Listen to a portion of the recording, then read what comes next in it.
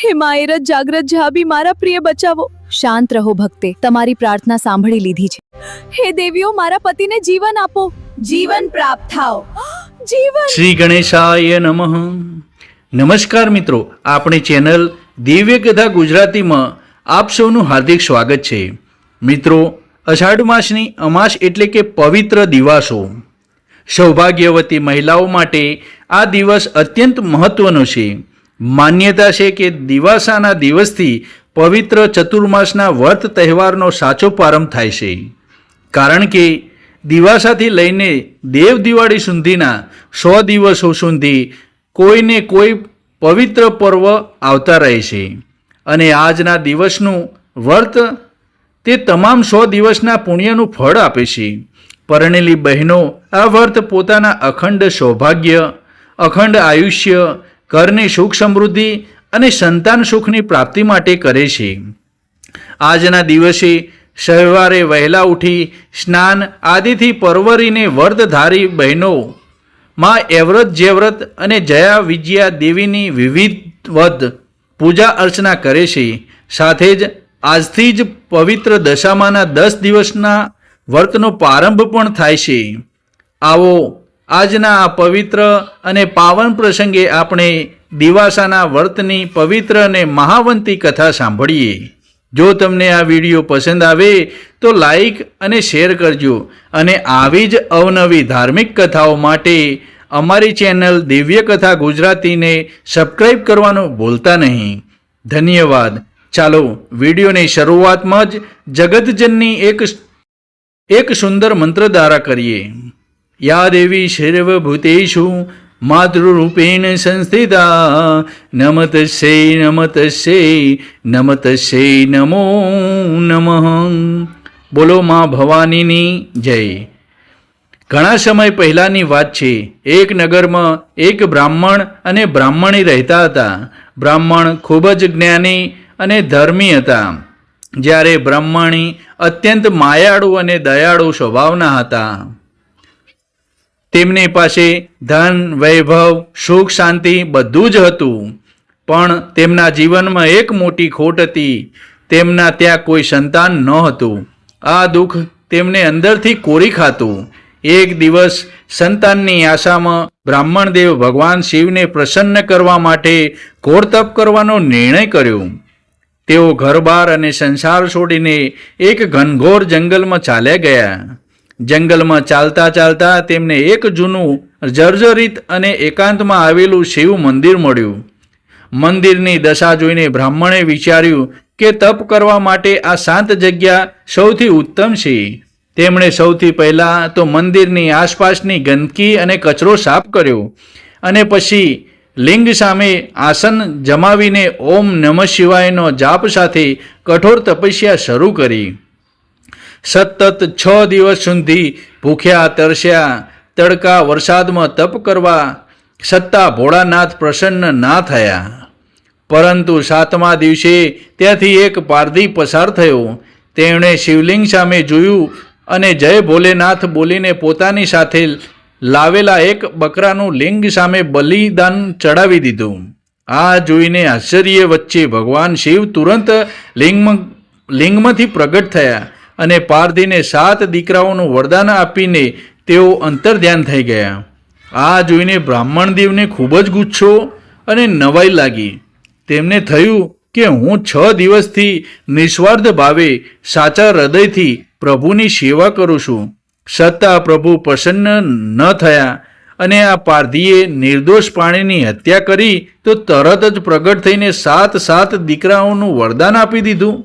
શું ઈશ્વરના ઘરે પણ આવો ઘોર અન્યાય છે? આ હતાશામાં બ્રાહ્મણે ગુસ્સે થઈને શિવલિંગ પર માથું પછાડીને પોતાના જીવ આપવાનો પ્રયાસ કર્યો.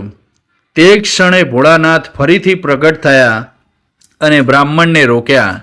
તેમણે બ્રાહ્મણને સમજાવતા અને સાંત્વના આપતા કહ્યું કે હે વિપ્ર, તું ધીરજ ધર. પહેલા પારધીના 7 દીકરાઓ તો ક્ષણના કીડા જેવા હશે, પરંતુ હું તને એક જ દીકરો આપીશ જે ખૂબ જ જ્ઞાની, તેજસ્વી અને સંસ્કારી હશે. પરંતુ મારી એક શરત છે. તેનું ભણતર અને જ્ઞાન પૂરું થાય તે પહેલાં તેના લગ્ન કરાવતો નહીં. બ્રાહ્મણ દેવ શરત માનીને ખુશી ખુશી ઘરે પાછા ફર્યા. સમય જતાં બ્રાહ્મણીએ ભગવાન શિવની કૃપાથી એક સુંદર દીકરાને જન્મ આપ્યો.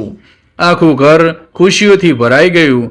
દીકરો 5 વર્ષનો થતાં જ તેને નિશાળે મૂકવામાં આવ્યો. તે ભણવામાં ખૂબ જ હોશિયાર હતો.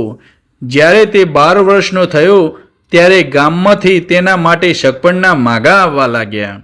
દીકરાના રૂપ, ગુણ અને તેજ જોઈને સાસુ સસરા હરખ થઈ ગયા. આ હરખમાં તેઓ ભૂલથી શિવજીને આપેલી શરત ભૂલી ગયા.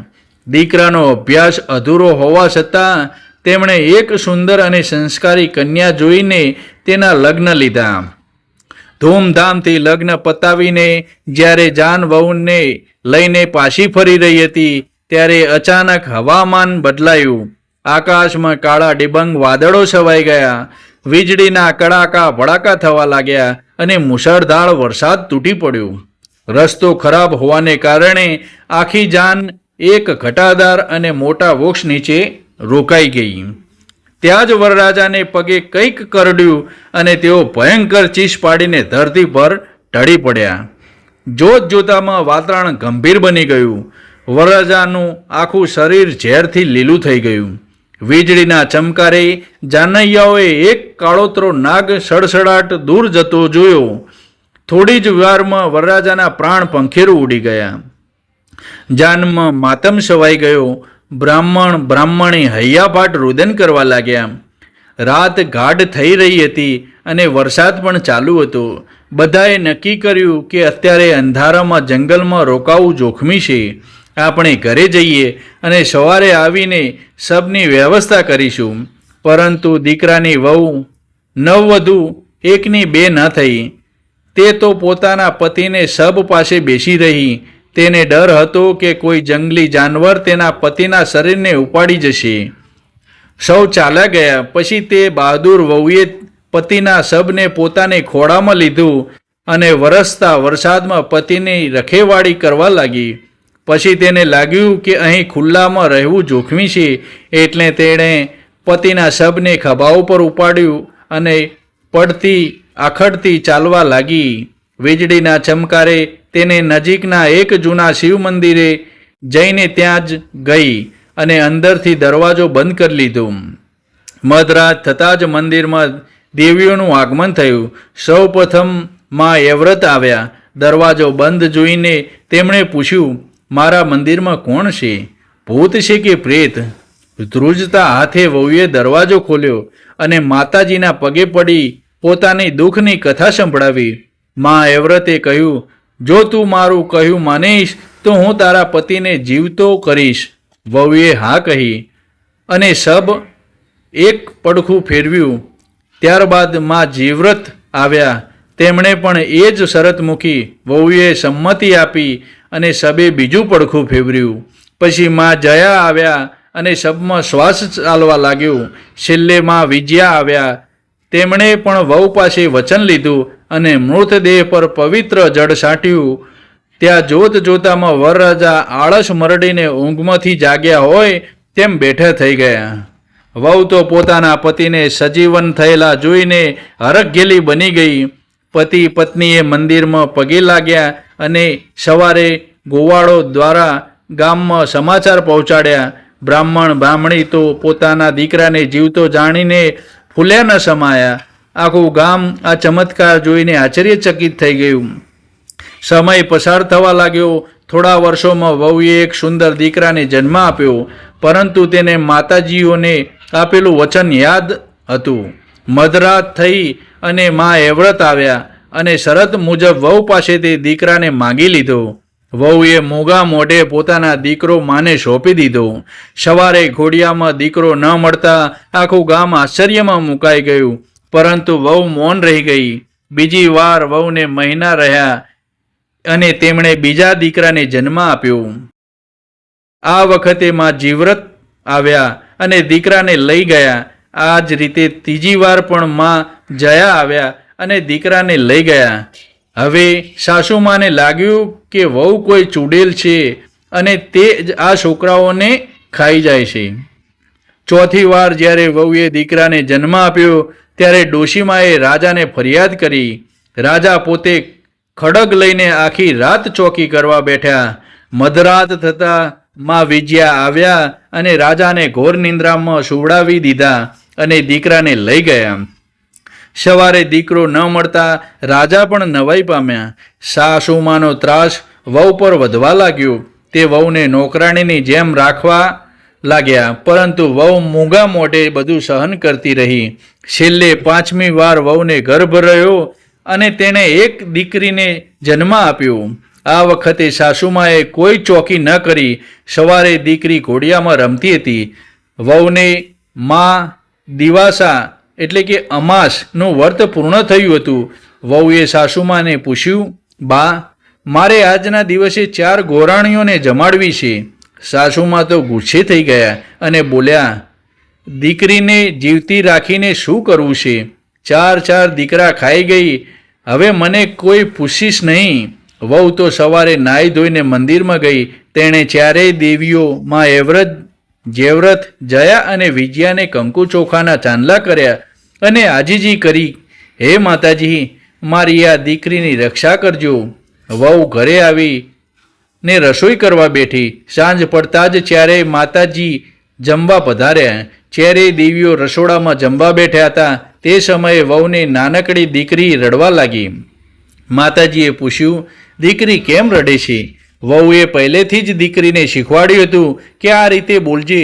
દીકરી બોલી, મારે તો કોઈ ભાઈ નથી.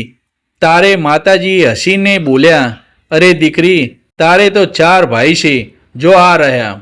માં એવ્રત, જેવ્રત 4 દીકરાઓ પાછા વહુને આપ્યા અને સૌને દીર્ઘાયુષના આશીર્વાદ આપીને અંતર્ધ્યાન થઈ ગયા. સાસુમાં આ બધું જોઈને સ્તબ્ધ થઈ ગયા. તે પોતાની વહુને ડાકણ માનતા હતા, પણ તે તો સાક્ષાત લક્ષ્મી હતી. સાસુમાએ પોતાની વહુની માફી માગી. વહુએ રાત્રે જંગલમાં બનેલી અને માતાજીને આપેલા વચનની સર્વ હકીકત સાસુમાને કહી સંભળાવી. તેણે પોતાના પતિના પ્રાણ બચાવ્યા માટે જ આ માતાજીને 4 દીકરા સોંપ્યા હતા. સાસુમા તો 4 દીકરાઓને કાખામાં લઈને હરખના આંસુ રડવા લાગ્યા. આખા ગામમાં આ સમાચાર ફેલાઈ ગયા અને સૌ વહુના વખાણ કરવા લાગ્યા. હે માં એવ્રત, જેવ્રત, માં જયા વિજયા, તમે જેવા પવિત્રતા વહુ ઉપર પ્રસન્ન થયા અને તેનું સૌભાગ્ય તેમજ સંતાનોને સજીવન કર્યા, તેવા જ આપના વ્રત કરનાર, આપની કથા સાંભળનાર અને આપનું પૂજન કરનાર સૌ પર પ્રસન્ન થઈને સુખ સમૃદ્ધિ આપજો. મિત્રો, આપણે સાંભળી અષાઢ માસની અમાસ એટલે કે દિવાસાના વ્રતની પવિત્ર અને હૃદયસ્પર્શી કથા. માં ભવાની સૌની ચૂડી ચાંદલા અખંડ રાખે અને સૌના સંતાનોની રક્ષા કરે તેવી માં જોગમાયાને પ્રાર્થના કરીએ. મંત્ર: યા દેવી સર્વભૂતેષુ માતૃરૂપેણ સંસ્થિતા નમસ્તસ્યૈ નમસ્તસ્યૈ નમસ્તસ્યૈ નમો નમઃ. મને આશા છે કે આપને આ વિડીયો જરૂર પસંદ આવ્યો છે. જો આ માહિતી ગમી હોય તો વિડીયોને લાઈક અને શેર કરજો અને આપની આ અમારી ગુજરાતી ચેનલને સબસ્ક્રાઈબ કરવાનું ભૂલતા નહીં. બોલો માં એવ્રત જેવ્રતની જય.